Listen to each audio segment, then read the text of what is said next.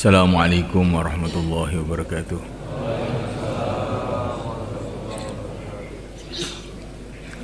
Innal hamdalillah nasta'inuhu wa nastaghfiruhu wa nu'minu bihi wa natawakkalu alayhi wa na'udzu bihi min shururi anfusina min sayyiati a'malina. من يهديه الله فلا مضل له ومن يضلل فلا هادي له. أشهد أن لا إله إلا الله وحده لا شريك له وأشهد أن سيدنا ومولانا وحبيبنا محمدا عبده ورسوله. اللهم صل وسلم وبارك عليه وعلى آله وأصحابه والتابعين لهم إلى يوم القيامة. أما بعد، فقد قال تعالى في كتابه الكريم: إن الذين قالوا ربنا الله ثم استقاموا تتنزل عليهم الملائكة ألا تخافوا ولا تحزنوا وأبشروا بالجنة التي كنتم توعدون. نحن أولياؤكم في الحياة الدنيا وفي الآخرة ولكم فيها ما تشتهي أنفسكم ولكم فيها ما تدعون نزلا من غفور رحيم. ومن أحسن قولا ممن دعا إلى الله وعمل صالحا وقال إنني من المسلمين.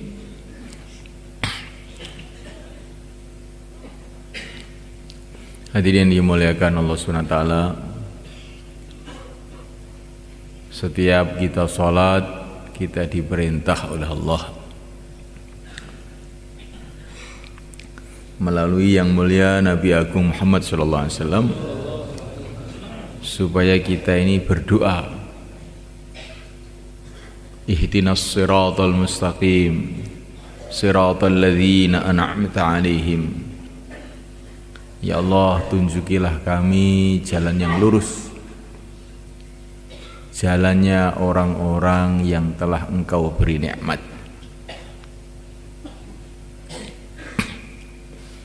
Semua kita, bangsa mana saja, keadaannya bagaimana saja, laki-laki, perempuan, tua, muda, kaya, miskin, semua waktu sholat berdoa kepada Allah agar Allah memimpin kita, menuntun kita, sehingga kehidupan kita ini mengikuti jalan kehidupan orang-orang yang dikasih nikmat oleh Allah. Siapakah mereka? Telah disebutkan dalam ayat yang lain. Maksudnya adalah minan nabiyyin was-siddiqin wasyuhada was-salihin. Orang-orang yang dikasih nikmat oleh Allah, yang kita diperintah oleh Allah untuk berdoa, bercita-cita supaya hidup mengikuti jalan mereka, itu adalah para nabi pertama ini. Kita semua ini harus bercita-cita bagaimana hidup kita mengikuti kehidupan para nabi.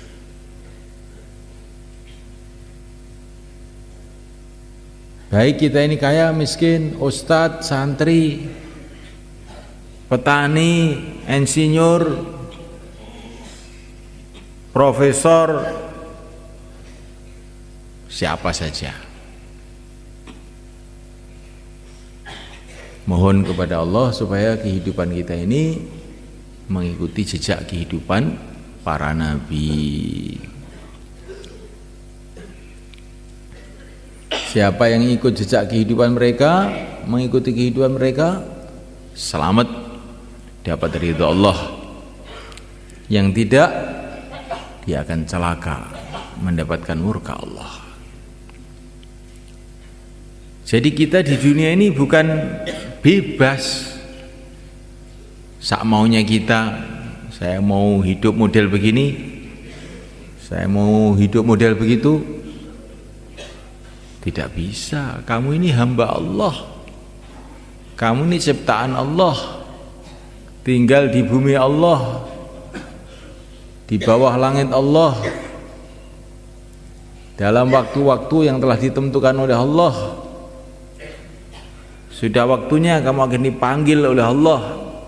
Kalau kamu tidak mengikuti arahan Allah, kamu akan celaka.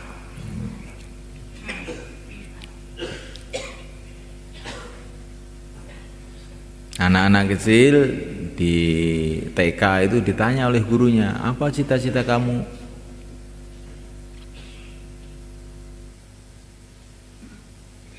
Ada yang mengatakan cita-cita saya ingin jadi raja, ingin jadi orang kaya, ingin jadi tentara, ingin jadi macam-macam. Anak-anak kecil ditanya sama gurunya begitu itu.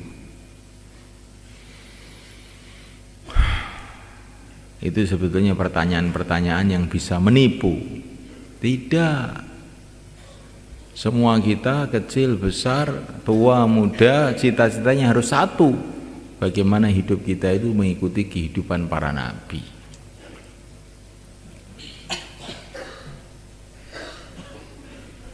Minan nabiyyin, mengikuti kehidupan para nabi.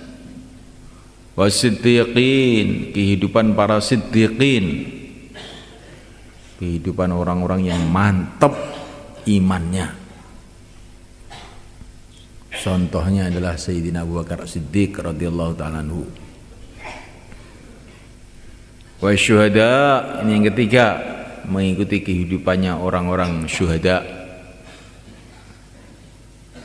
Wassalihin, dan mengikuti kehidupan orang-orang soleh. Empat ini contoh kehidupan yang diridhoi oleh Allah, yang harus kita cita-citakan. Bagaimana kehidupan kita mengikuti kehidupan empat golongan ini. Bukan mengikuti timur, bukan mengikuti barat, mengikuti empat golongan itu.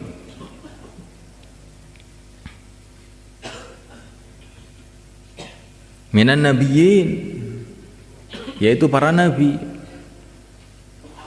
Para nabi itu keadaannya macam-macam secara zahir. Ada nabi itu petani, seperti kakek kita Nabiullah Adam alaihissalam. Ini petani pertama di dunia. Beliau bertani padahal sebelumnya belum ada orang bertani. Belajarnya dari mana?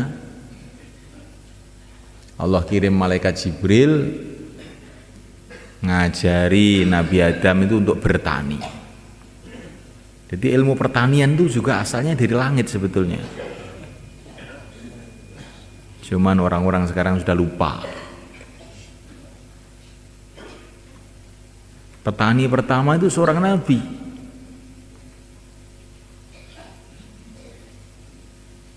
Ada nabi namanya Nabi Idris. Kerjanya itu bikin pakaian. Orang-orang sebelum zaman Nabi Idris itu pakaiannya itu dari kulit-kulit binatang. Nabi Idris dikasih wahyu oleh Allah membikin baju, bikin tenunan, bikin jahitan. Jadi ilmu menjahit itu juga asalnya dari wahyu, asal mulanya itu.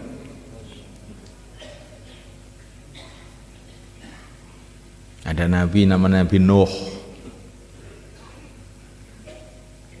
Beliau ini adalah nabi yang diperintahkan oleh Allah membikin kapal. Jadi pembikinan kapal, bagaimana membikin kapal itu asal mulanya itu dari wahyu. Wasna'il fulka bi'ayunina wa wahyina. Di Nabi Nuh itu bikin kapal dengan wahyu Allah. Bukan dari ITS, Institut Teknologi Surabaya, bukan.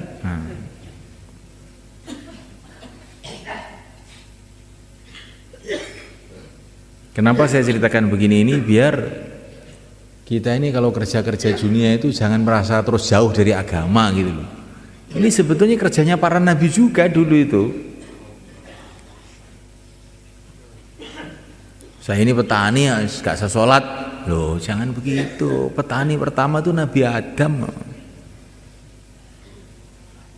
Saya ini nelayan. Sholatnya itu ya kalau sudah turun dari kapal. Oh, jangan begitu.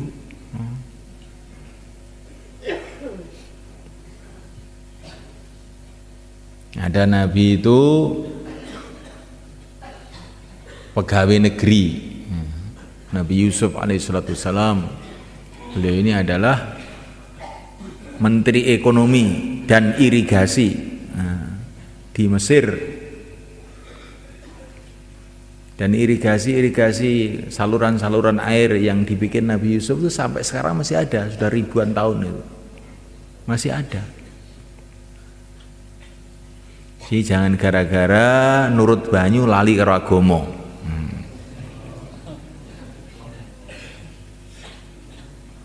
Nurut banyu kesel, sewengi utuh ora turu, akhirnya subuh itu dikelantang, subuh di PP jam 09.00 ya.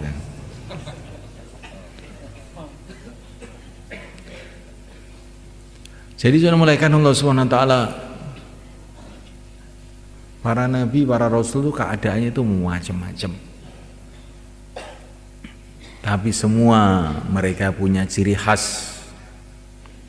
Yang pertama, yakin mereka itu hanya kepada Allah. Mereka ada yang petani, mereka ada yang pedagang, mereka ada yang bikin kapal, mereka ada yang bikin baju, mereka ada yang pegawai negeri, ada yang mereka tentara.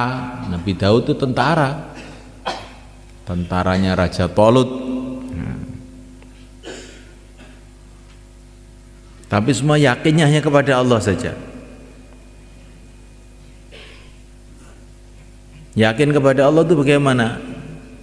Tertanam dalam hati ini yang berkuasa di dunia ini hanya Allah. Manusia tidak berkuasa, jin tidak berkuasa, malaikat tidak berkuasa, benda-benda tidak berkuasa. Sistem-sistem tidak berkuasa. Yang berkuasa adalah hanya Allah.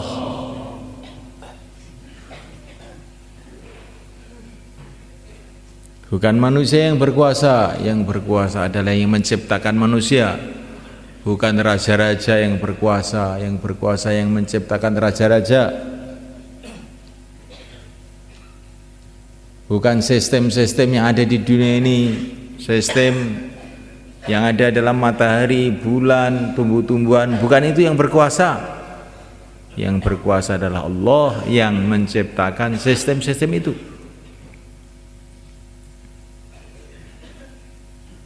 Ini mulaikan Allah SWT. Apa saja yang ada di alam semesta ini hanyalah makhluk diciptakan oleh Allah. Kalaupun ada manfaatnya karena dikasih manfaat oleh Allah. Kalau ada mudaratnya karena dikasih mudarat oleh Allah. Kalau dia berjalan karena dijalankan oleh Allah. Semua, mulai yang besar-besar matahari, bulan, Allah yang menjalankan, sampai yang kecil-kecil atom-atom, elektron-elektron, Allah yang menjalankan. Nggak ada yang berjalan sendiri, semua dijalankan oleh Allah. Dialah yang menciptakan, dialah yang menjalankan. Dan kalau Allah SWT menjalankan apapun, tidak perlu dengan siapapun dan tidak perlu dengan apapun. Allah menjalankan matahari, tidak perlu bantuan siapa-siapa, tidak perlu apa-apa, tidak perlu ada lapangan terbangnya, tidak perlu ada mesinnya, tidak perlu ada pilotnya, nggak ada. Kalau menghendaki matahari jalan, ya jalan, sejuta tahun ya jalan terus. Kalau Allah menghendaki mau membuat manis, tidak perlu gula. Dari tanah yang pahit keluar mangga yang manis. nggak usah kasih gula.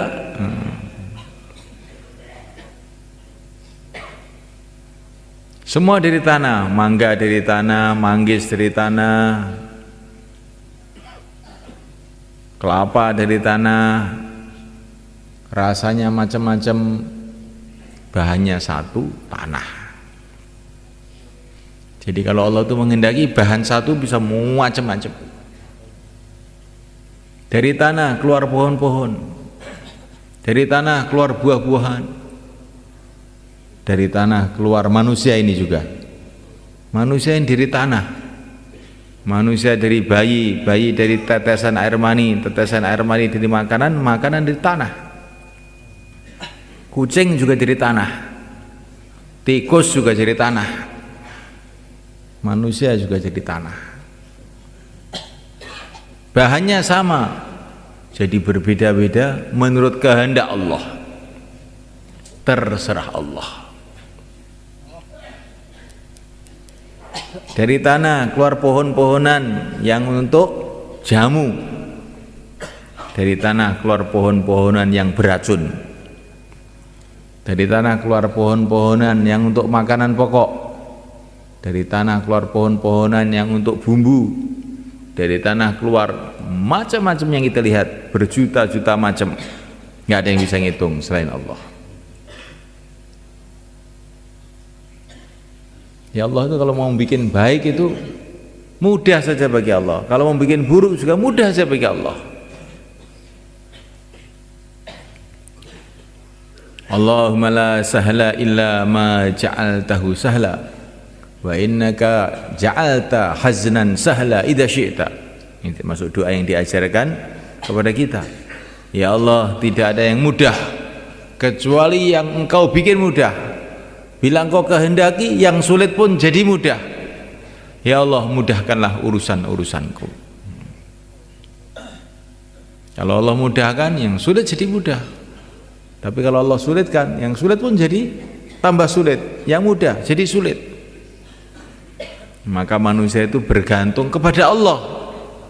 Itulah yang ada dalam hati para nabi, bergantung hanya kepada Allah saja. Jangan bergantung kepada benda-benda. Benda-benda itu terserah Allah.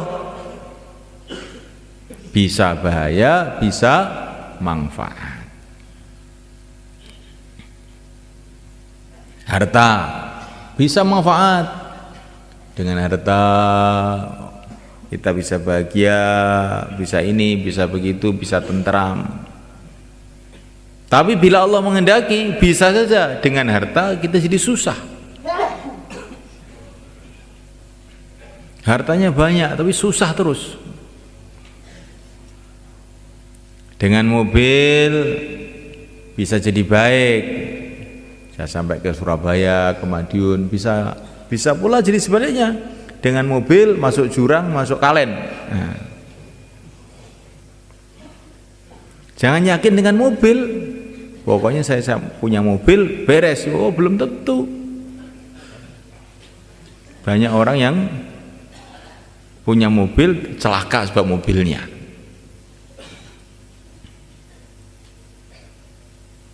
Istri, jangan kita yakin dengan istri, yakin kepada Allah.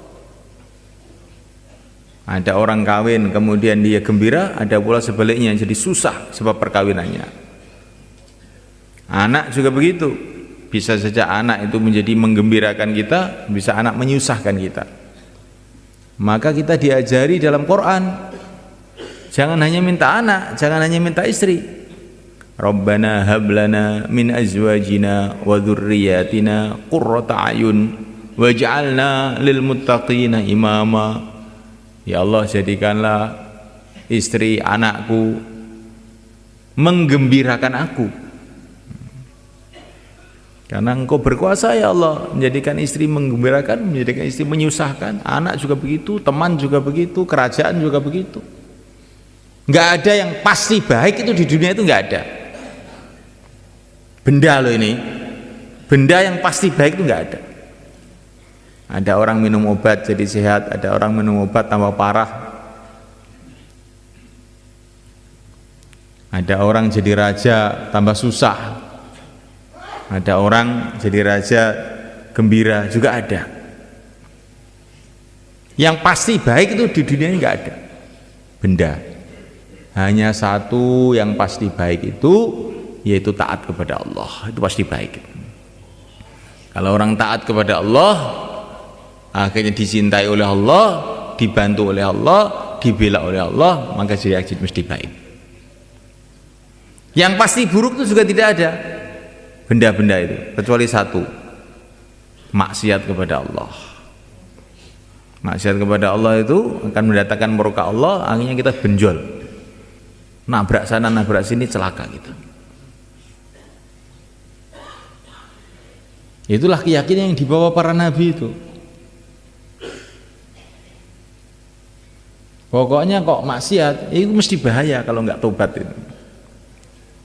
Kalau taat mesti untung kalau ikhlas. Tetapi setan itu menipu kita. Kalau kita mau taat, bagaimana? Nah, taat kamu mesti untung.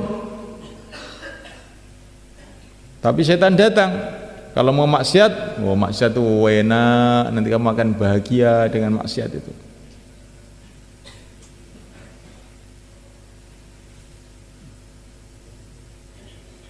Assalamualaikum Pak, lihat saya Pak, ya, insya Allah. Melihat orang ngaji dapat pahala, melihat televisi dosa.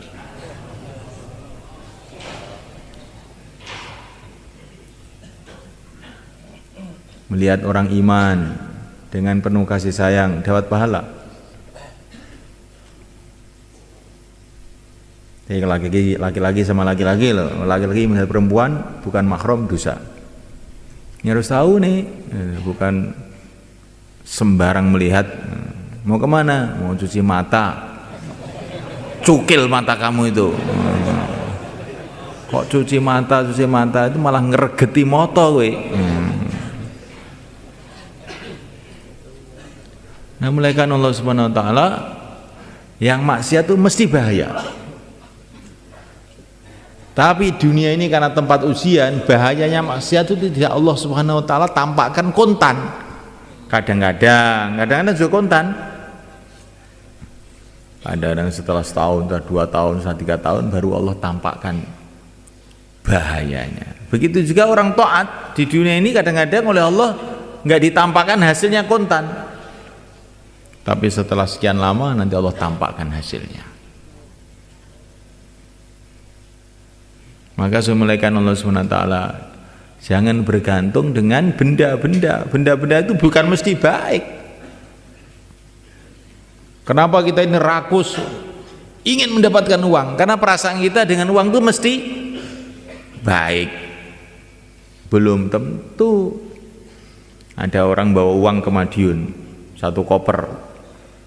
Sampai di Madiun bisa beli ini, selamat pulang. Ada juga ke Madiun bawa uang, sampai di sana dicopet orang, akhirnya dia menyesal susah. Ada juga yang datang ke Madiun bawa tas isinya uang, dilihat perampok, digebuki setengah mati, diambil uangnya. Ini gara-gara uang juga. Gara-gara uang digebuki orang, gara-gara uang bisa enak. Jadi jangan yakin sama uang.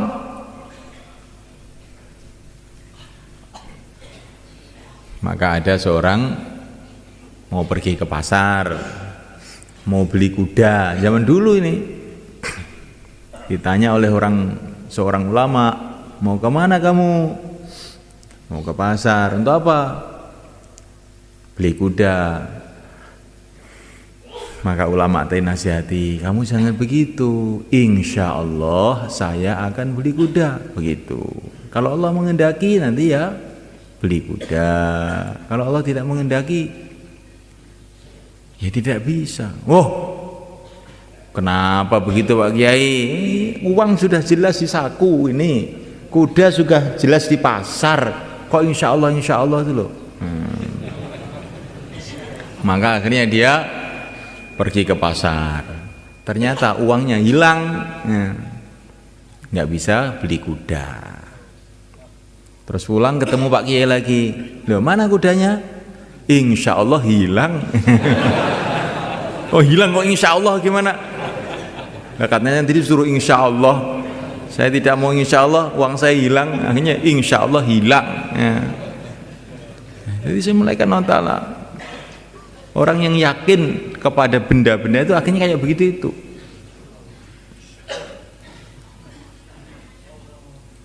Pelajar ini tahun ajaran baru, pikirannya kalau saya dapat ijazah sudah pasti hidup saya itu sukses. Oh belum tentu. Yang mensukseskan kamu itu Allah. Maka jangan gara-gara sekolah kemudian nggak sholat. Banyak sarjana ekonomi malah melarat, tambah hari tambah banyak. Bukan banyak uangnya, banyak hutangnya. Yang tidak punya ijazah, tamatan SD, jualan bakso malah laku. Yang sarjana ekonomi jualan bakso malah tidak laku. Ini banyak kita lihat. Orang-orang Temboro yang kaya-kaya itu kebanyakan nul budul, nggak pernah sekolah itu. Kamu lihat aja, ini orang Temboro mesti tahu. Sing sekolah-sekolah itu malah ngentek nih duit bapake, itu gak iso golek duit. Jangan yakin dengan ijazah, jangan yakin dengan apa saja usaha.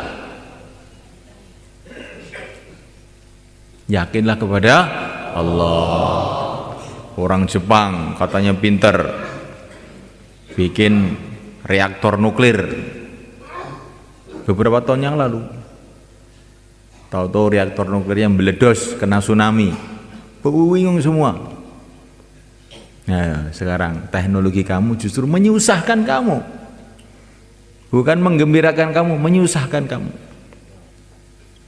Negara-negara yang punya senjata-senjata canggih-canggih, punya bom atom, kata Maulana Umar, nanti satu saat mereka akan menyesal karena bom atom itu akan meletus di rumahnya sendiri. Nah, maka orang-orang yang nggak punya bom atom, alhamdulillah kok saya tidak punya bom atom. Nah, punyanya kacang atom aja. Nah. Betul malah kan. Jadi benda itu nggak ada yang jaminan mesti menimbulkan kebaikan, nggak ada benda itu. Tapi manusia tidak berpikir. Manusia tidak berpikir bahwa teknologi mesti mendatangkan kebaikan, harta mesti mendatangkan kesuksesan. Ini pikiran yang keliru.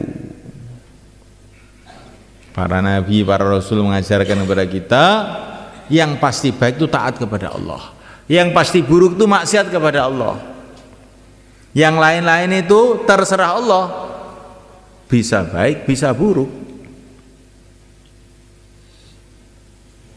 Maka yang penting hidup manusia itu taat sama Allah, itu aja yang dipikirkan. Bagaimana saya taat kepada Allah?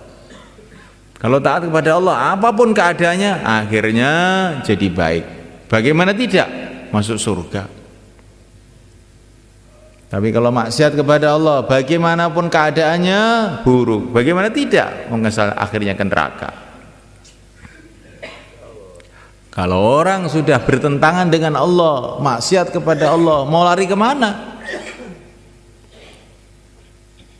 Lari ke timur, timur milik Allah. Lari ke barat, barat milik Allah. Mau naik ke atas langit, langit pun milik Allah. Mau turun di bawah bumi juga bumi milik Allah. Mau lari kemana?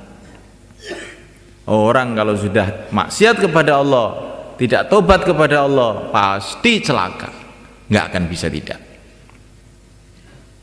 Kalaupun kelihatannya sekarang itu masih meger-meger, segar, bugar, itu karena belum waktunya saja. Orang naik mobil Mercedes, jalan tol, enak, nggak tahu di depannya itu jurang. Orang-orang takjub, oh kok enak temen, nggak ngerti, baru beberapa menit jungkel di situ, hancurlah dia sebenarnya. Itulah ibaratnya orang maksiat. Walaupun enak pun enak menuju neraka. Enak apa? Bukan enak. Tapi kalau orang taat, walaupun naik dokar, naik cikar, jalan kaki, kakinya kena duri, berlumpur jalannya, tapi ini menuju taman-taman yang indah, nggak apa-apa. Minan nabiyyin, inilah yang harus kita ambil dari pelajaran para nabi itu, yakin kepada Allah. Kemudian ciri khasnya kehidupan para nabi itu setelah yakin kepada Allah senantiasa berhubungan kepada Allah dengan ibadah, sholat, zikir, doa. Kalau orang yakin kepada Allah kemudian tidak mau membuat hubungan kepada Allah dengan ibadah, orang betul-betul orang rugi sebenarnya. Kalau kamu sudah tahu Allah yang menguasai alam semesta ini, Allah maha melihat, Allah maha mendengar, Allah sangat dekat kepada kita, kok kamu tidak mau berhubungan kepada Allah? Alangkah bodohnya. Senantiasa buat hubungan kepada Allah dengan doa, dengan zikir, dengan sholat, dengan haji, dengan umroh, dan ibadah-ibadah yang lain. Inilah kehidupan para nabi. Inilah yang kita cita-citakan. Insyaallah mulaikan. Kemudian yang ketiga, semulaikan Allah Ta'ala, di antara ciri khas kehidupan para nabi itu adalah ilmu. Para nabi itu semua orang ahli ilmu. Tapi ilmu apa? Ilmu yang terpenting, teragung, ilmu mengenai keagungan Allah dan ilmu cara berhubungan dengan Allah. Itulah ilmunya para nabi. Ilmu-ilmu dunia, ilmu bikin sambal, bikin pesawat, bikin mobil, itu serupa saja, itu hanya untuk dunia. Meracik sambal, meracik jamu, membuat mobil itu sama saja. Bikin pesawat terbang, bikin Apollo sama saja. Itu cuma noto karet, noto besi, noto aluminium, ditoto terus jadi pesawat, jadi apa-apa, sama saja. Kata para ulama, ilmu dunia itu ilmu sambal. Ini kalau sambal itu apa? Cabai, kasih garam, kasih berambang, kasih apa sih itu, gula sedikit, terasi sedikit, jadi sambal. Kalau pesawat, karet sedikit, tambah besi sedikit, terus kasih angin sedikit, kasih apa sedikit, tata jadi pesawat. Sama aja, cuma nata benda-benda.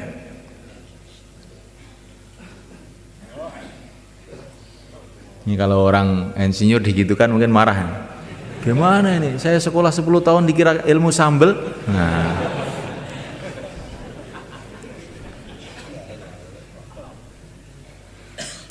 Mulaikan Allah Subhanahu wa taala. Memang begitu itu kalau kita renungi, cuman ilmu menata benda-benda. Ya kalau ilmu yang ilmunya para nabi itu bukan ilmu menata benda-benda. Ilmu bagaimana kita hubungan dengan Allah yang menciptakan seluruh benda. Nah ini beda ini. Nah kita ini harus semuanya belajar ilmunya para nabi ini. Insyaallah malaikat. Taklim dihidupkan di rumah kita, di masjid kita, di kantor kita, di pasar kita. Hidupkan taklim supaya kita tahu nilai hubungan kepada Allah. Sekarang kita tahu nilainya mobil, nilainya tempe, nilainya ini, nilainya itu, nilainya kayu. Tapi nilainya sholat, nilainya puasa nggak tahu. Akhirnya nggak mau puasa, hanya sholat males, nggak tahu nilainya. Seperti anak kecil nggak tahu nilainya intan, dikira intan itu sama aja dengan kaca. Begitu juga umat manusia sekarang ini tidak tahu nilai amal, sehingga amal itu dikira apa hasilnya, nggak ada apa-apanya. Si anak kecil dikatakan ini kaca harganya 5.000. Kalau ini intan harganya 500 juta. Orang gila katanya. Apa? Sama-sama meling-melingnya saja. Sama-sama enggak manis, ya. Sama-sama enggak bisa dimakan. Kenapa ini jadi 500 juta? Kenapa? Karena kamu tolol. Jadi semulaikan Allah Subhanahu wa taala, maka taklim kita hidupkan semulaikan. Supaya kita tahu nilainya hubungan dengan Allah, nilainya amalan. Kita Ramadan, sebentar lagi akan Ramadan. Ada orang tuh Ramadan karena ikut-ikutan, ada Ramadan karena tahu nilainya Ramadan. Kalau Ramadan ikut-ikutan itu gimana? Malam pertama masjidnya penuh sampai belakang. Malam kedua kurang satu sop. Malam ketiga, keempat kurang. Nanti kalau akhir Ramadan tinggal imamnya sama makmumnya. Karena ikut-ikutan. Lah kamu kok nggak ke masjid lagi tuh? Sudah capek. Ini sudah hari raya. Sebentar lagi waktunya bikin kue, bukan waktunya tarawih ini sekarang ini. Mau beli baju. Ini amal karena ikut-ikutan. Tapi kalau amal karena tahu nilainya amal, maka awal Ramadan sungguh-sungguh, malam kedua tambah sungguh-sungguh, akhir Ramadan ini barokahnya tambah banyak, tambah sungguh-sungguh. Masih muda sungguh-sungguh, tambah tua sudah mengkis mengi, amalannya tambah sungguh-sungguh. Mumpung masih bisa amal ini. Bukan suruh amal, aku wis tuwek ngamali bagiane cah nom-nom. Aku tak nang omah karo ngelinting bako iki wae. Lho, iki amal krana elu-elu dadi ngono kuwi. Jadi kalau amal tahu nilainya amal, tambah tua tambah gentileng, tambah tua tambah sungguh-sungguh, tambah capek tambah gembira. Nabi mengatakan tambah capek pahala tambah banyak. Innama ajruki ala qadari nasabiki, kata Nabi kepada Sayyidah Aisyah radhiyallahu ta'ala anha, pahala kamu menurut capek-capek kamu. Kenapa kamu ngantuk? Karena capek, Pak. Kamu dengarkan bayan karena ikut-ikutan. Kalau dengar bayan karena tahu nilainya amal, tambah capek, tambah melek. Kalau capek ngantuk, itu amal ikut-ikutan. Ini pentingnya ilmu sama mereka. Nah, mulai Allah Ta'ala, dan diantara ciri khas kehidupan para nabi adalah dakwah. Nabi itu bukan hanya ibadah sendiri, tapi ngajak orang untuk ibadah. Bukan hanya iman, tapi ngajak orang kepada iman. Seluruh para nabi orang-orang ahli dakwah, siang dan malam mengajak manusia dengan penuh kasih sayang dan kesabaran ketabahan. Inni da'utu qaumi laila wa nahara, siang malam tidak peduli. Kita pun harus bercita-cita seperti itu, insyaallah. Mulai kan? Di mana hari kita tidak ajak-ajak orang, kita harus istighfar. Ini hari ini saya menyeleweng dari jalannya para nabi. Jadi dakwah ini bukan istilahnya itu acaranya orang Temboro, acaranya orang Pakistan, acaranya orang Jakarta, bukan.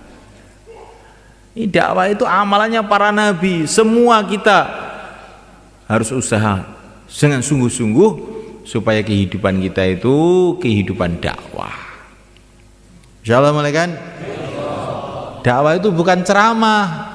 Dakwah itu ngajak kepada Allah, ngajak supaya orang itu ingat pada Allah, taat kepada Allah, itulah namanya dakwah. ketemu teman kita yang lagi sibuk dalam urusan-urusan, Pak, dunia ini tidak lama, sebentar lagi akan kita tinggalkan semua.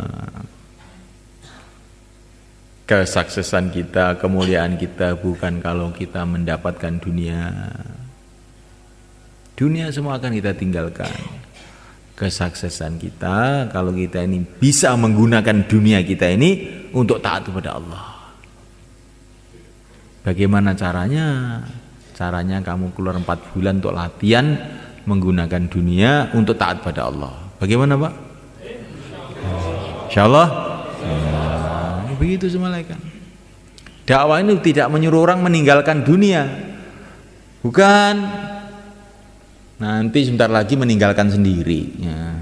Meninggal dunia semua. Dakwah ini tidak menyuruh kamu meninggalkan dunia, suruh ngatur dunia kamu itu sesuai dengan agama. Gunakan dunia kamu untuk taat kepada Allah. Makanya taat kepada Allah, dagangnya taat kepada Allah, maka akan diberkahi dagangnya. Jangan dagang dengan riba.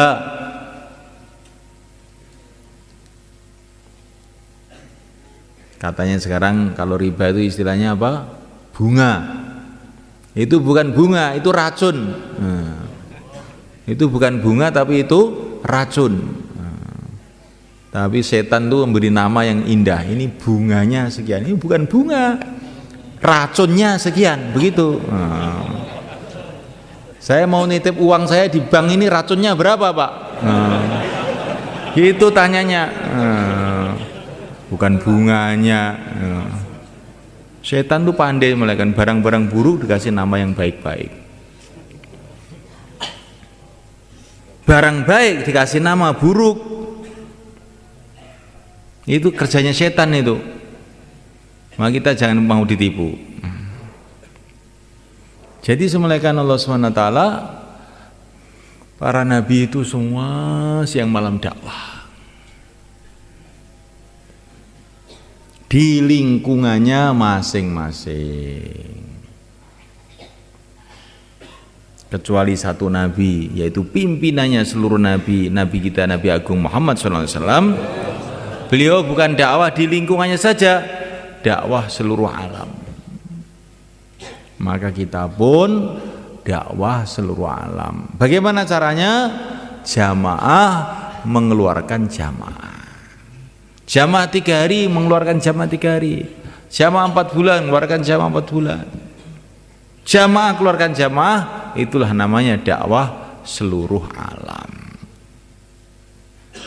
Maka kalau ada jamaah-jamaah datang ke masjid kita, kamu tanya, ini jamaah ini mau mengeluarkan jamaah kapan? Kalau mereka jawab, ini belum ada musyawarah, wah kamu itu berarti belum ada fikir alam, belum ada fikirnya Rasulullah. Kamu harus tobat kamu ini. Seminggu lagi kirimkan jamaah, 10 hari lagi bentuk jamaah. Baru itu namanya fikir seluruh alam, jamaah mengeluarkan jamaah. Insyaallah mulaikan. Jadi fikir seluruh alam itu bukan kita suruh muter seluruh alam, ini nggak bisa, cepot kaki kita. Jamaah keluarkan jamaah, getok tular, gampang, tidak sulit. Setiap jamaah keluarkan jamaah. Nanti habis bayan ini, nanti akan ada tashkil, keluarkan jamaah. Setelah itu nanti 3344 mundakaroh. Bagaimana Bapak juga mengeluarkan jamaah. Teman-teman kita ini kita ajak bicara, ayo kita keluar 4 bulan, 40 hari, atau berapa saja, kita berangkat sekarang. Minimal semua jadi niat semua. Insyaallah malaikat. Yang kewajiban mengikuti Nabi itu bukan seorang, 2 orang, semua kita. Kita keluar dan mengeluarkan jamaah. Kita dakwah dan usaha bagaimana seluruh umat dakwah. Ini baru kita ikut Rasulullah SAW. Ini kehidupan para nabi. minan nabiyyin wasiddiqin. Kemudian yang kedua, kehidupan para siddiqin. Salah satu siddiqin itu yaitu Sayyidina Abu Bakar As-Siddiq. Ciri khasnya kehidupan siddiqin itu adalah tanggung jawab. Nah, agama. Sayyidina Abu Bakar itu bukan nabi, bukan rasul, tapi punya tanggung jawab meneruskan perjuangan yang mulia Nabi Agung Muhammad SAW. Ketika Rasulullah wafat, dipanggil oleh Allah, maka Abu Bakar bangkit dengan semboyan beliau, slogan beliau, syiar beliau, semangat beliau, ayung qasuddin wa ana hayy. Apakah agama akan dikurangi sedangkan saya masih hidup? Saya tidak terima kalau agama dikurangi sedangkan saya masih hidup. Beliau bukan nabi, bukan rasul, ini siddiq. Kalau kita ingin jadi orang siddiq, orang yang betul-betul mantap imannya, tirulah Sayyidina Abu Bakar ini. Jangan kita mengatakan saya ini bukan nabi, bukan rasul, bukan sahabat, bukan kiai, bukan ustadz. Untuk apa saya mikir agama? Jangan begitu. Nggak boleh begitu itu. Saya bukan nabi, bukan rasul, bukan sahabat, bukan kiai, bukan santri, bukan apa-apa, tapi saya ingin mengikuti siddiqin, punya tanggung jawab agama. Insyaallah malaikat. Caranya bagaimana? Keluar 4 bulan, 40 hari. Insyaallah malaikat. Supaya ada tanggung jawab ini. Wasyuhada, orang-orang yang mati syahid. Orang yang mati syahid itu bagaimana? Orang yang mati membela agama Allah. Bukan hanya itu saja. Ya, orang yang dikatakan syahid itu diantaranya adalah orang-orang yang semangatnya itu siap mati untuk agama, walaupun matinya di kasur di rumahnya. Tapi kalau semangatnya ini pokoknya saya siap mati, apalagi kok 4 bulan apa, nah, saya siap mati untuk agama. Mati untuk agama maknanya masuk surga. Kenapa? Takut. Nah, itu namanya itu syuhada ya. Dibagi orang syuhada itu mati itu bukan menakutkan, malah mengembirakan. Lah kok nek mati piye? Lho ya kuwi tak golek. Iya, lah kowe gak mati.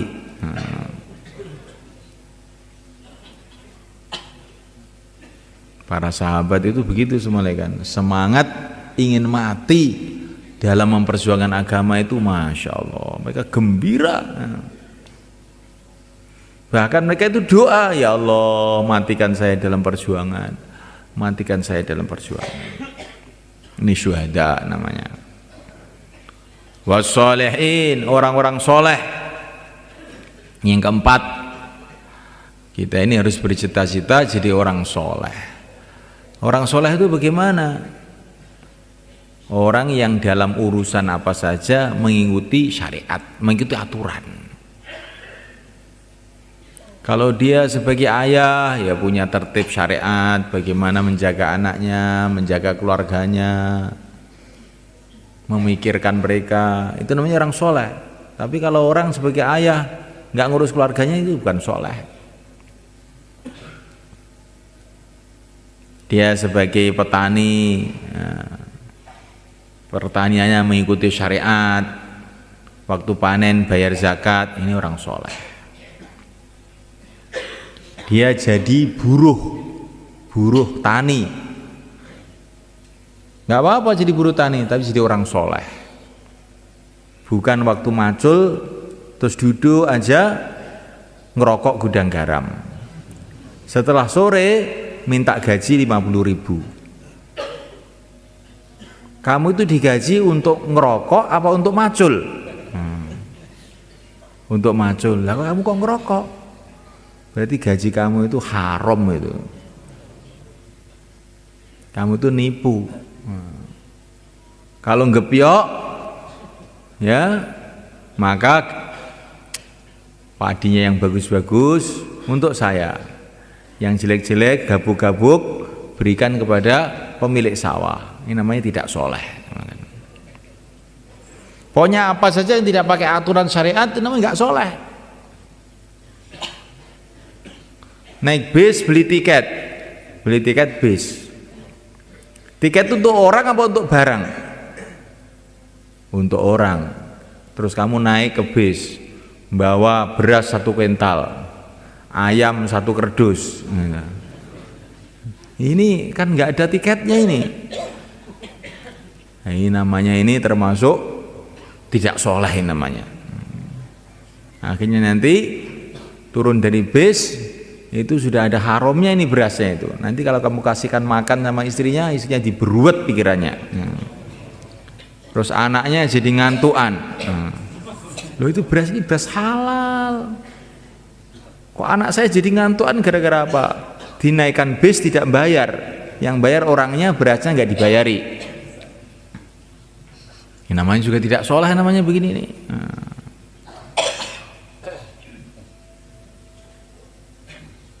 Maka kita semuanya mengikuti aturan syariat. Insyaallah mulai kan. Apa saja tanya kepada para ulama, ini aturan syariatnya bagaimana? Kalau tidak, kita ini perasaannya berbuat kebaikan padahal berbuat keburukan. Pergi haji ke Mekah sudah ditulisi di anunya itu, tiketnya ditulisi ini hanya boleh bawa barang 20 kilo, ini bawa pulang 50 kilo. Makanya sama pegawainya pesawat itu nggak boleh, jangan banyak-banyak, ini 20 kilo saja.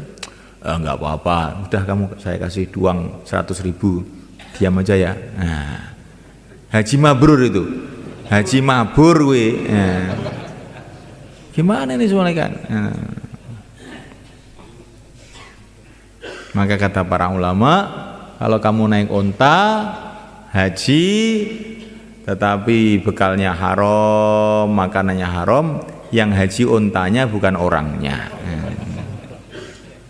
Yang haji ontanya bukan orangnya. Karena kalau onta itu makan haram itu nggak apa-apa, bukan manusia itu nggak ada haramnya. Yang haji onta kamu, sedangkan yang naik onta tidak haji. Jadi semulaikan Allah SWT, ini 4 golongan inilah yang kita minta dalam sholat supaya kita ikut mereka. Para nabiyin, para siddiqin, para syuhada, para solehin. Insyaallah semulaikan. Kalau kita mengikuti jalan mereka, maka Allah ridha kepada kita. Kalau kita diridhoi oleh Allah, kemana saja akhirnya beruntung semulaikan. Hidup kita di dunia akan berkah, hidup kita di akhirat di surga Allah. Jangan kita kira bahwa mengamalkan agama ini hasilnya di akhirat saja, tidak. Di dunia ini pun kalau kita amal agama dengan benar, Allah akan datangkan kebaikan-kebaikan, barokah-barokah, ketentraman, ketenangan, kerukunan. Belum dikubur akan lebih nikmat lagi. Di padang mahsyar lebih senang lagi. Di surga, di sanalah tempat yang sempurna, di mana kita akan menghadap kepada Allah. Allah ridho kepada kita ridho kepada Allah. Insyaallah mulai kan? Mau kemana kita ini? Mau kemana? Siapa yang cuma satu, mau ke akhirat sebenarnya kan? Itulah program Allah untuk kita. Semua kita mau ke akhirat. Apa persiapan kita? Semua kita akan menghadap pada Allah. Apa persiapan kita? Semua kita akan mati. Apa persiapan kita? Urusan kehidupan kita siapkan semua. Ini mau mantu, ini mau nyunat nih, mau bangun rumah, mau ini, mau semua kita siapkan. Ini perkara yang pasti kita kerjakan. Kematian tidak pernah kita siapkan. Urusan akhirat tidak pernah kita siapkan. Kalaupun kita siapkan, ala kadarnya. Kalau urusan dunia, kita sungguh-sungguh. Tapi kalau urusan akhirat, ya aku sokeh ngamalku ke. Kok angel-angel. Iki ora angel-angelan iki, gampang iki. Maka semulaikan kita ini perlu kita renungi diri kita ini kok kayak begini, ini gimana ini. Urusan dengan manusia kita pentingkan, kalau giliran urusan dengan Allah, ya kapan-kapan saja. Urusan akhiratnya kekal abadi,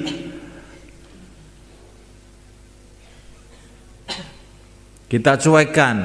Nah, tapi urusan dunia yang cuma 60 tahun, 70 tahun, kita habis-habisan. Ini adalah satu kerugian besar. Sebelum datang mati menjemput kita, sebelum datang malaikat Israel untuk menuntun kita menuju Allah, kita sekarang bikin persiapan. Insyaallah malaikat. Apalagi sebentar lagi kita akan Ramadan. Kalau kita keluar di jalan Allah waktu Ramadan, maka Ramadan kita akan berlipat ganda pahalanya. Kalau kita keluar di jalan Allah waktu Ramadan, keluar kita juga berlipat ganda, tidak seperti biasanya. Maka sebaik-baiknya waktu untuk keluar itu adalah bulan Ramadan. Maka yang mau keluar 4 bulan silahkan berdiri ke selatan. Monggo.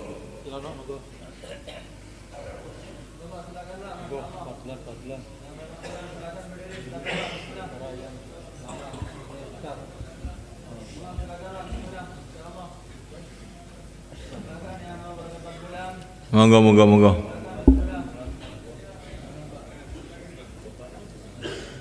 Yang niatnya 40 hari sekarang dinaikkan 4 bulan. Bismillah malaikat.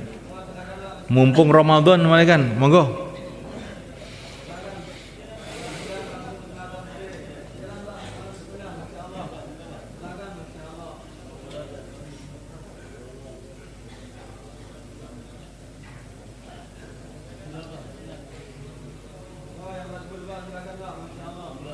Semua mikir untuk mengeluarkan jamaah. Ustadz yang hadir, yang tadi habis asar baru ditarghib tadi apa tadi? Mana itu makhluk-makhluk itu? Silakan mulaikan.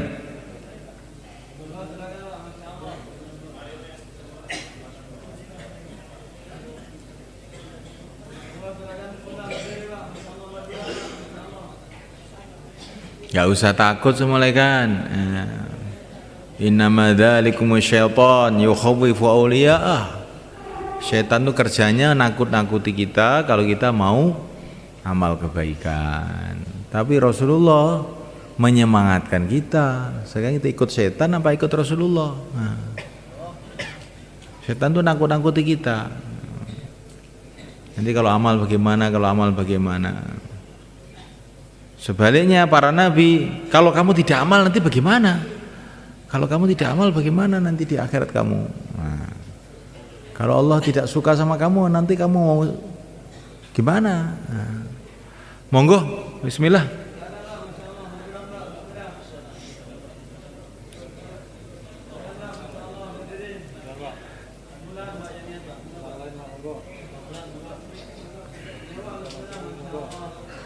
Sekarang 40 hari, bismillah.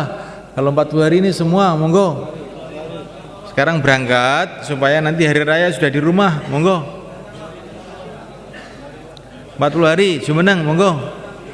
Tangluh dino, monggo, jumeneng, bismillah.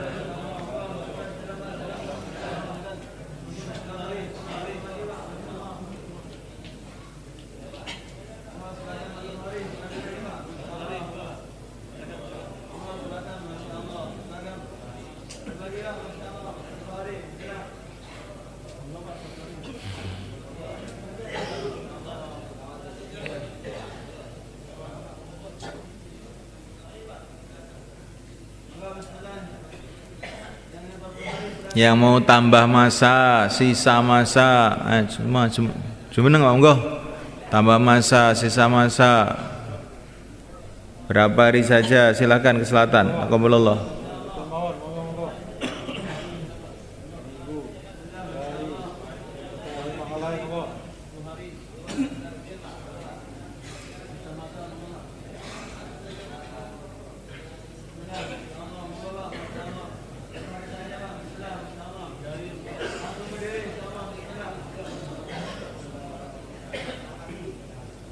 Pikir Ikut mikir ini.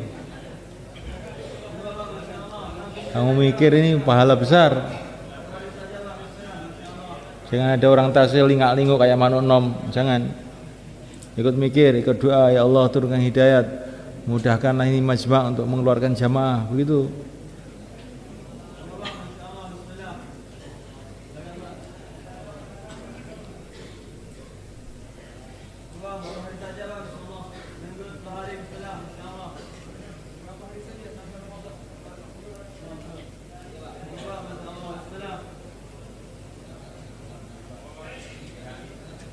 Sebaik-baiknya persiapan Ramadan Anda dengan amal. Monggo, misalnya.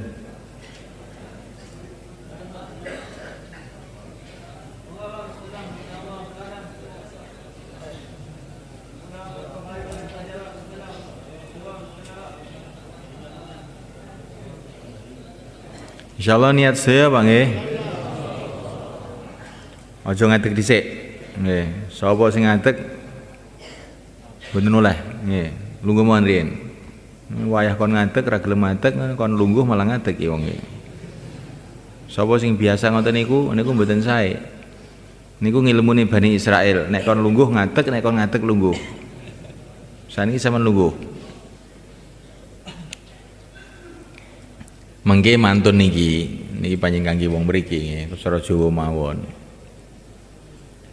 Mengki sedaya tumut kempal kali halaqah kiambak-kiambak wangi. Zun. Tumut enten niki menten sing ngatur mengki. Kados ini biasa nih malam Jumat niki bar bayan enten halaqah mikir nih dos pundi perkembangan dakwah enten daerah kiambak-kiambak. Insyaallah nggih. Tapi dalu niki rada beda. Sageta sedaya niku tumut. Ben kita niki aja mung ngrungokne tok dakwah iki, tapi melok mikir ngoten lho. Ya. Melok mikir. Mikir sak saat kangge agama niki kaya ngibadah swidak taun gitu. Melok mikir. Mangke kempal teng napa niku kawasan iki kiambak-kiambak. Insyaallah